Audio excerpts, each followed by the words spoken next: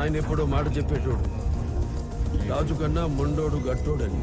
రాజు ఆని అనుకున్న 100 మంది మందం చూయిస్తాడు, ముండోడు ఆనికున్న ఒకే ఒక గుండెని చూయిస్తాడు. మా నాయన ఎప్పుడో మాట చెప్పేటోడు, రాజు కన్నా మొండోడు గట్టోడని. రాజు ఆని అనుకున్న 100 మంది మందం చూయిస్తాడు, ముండోడు ఆనికున్న ఒకే ఒక గుండెని చూయిస్తాడు.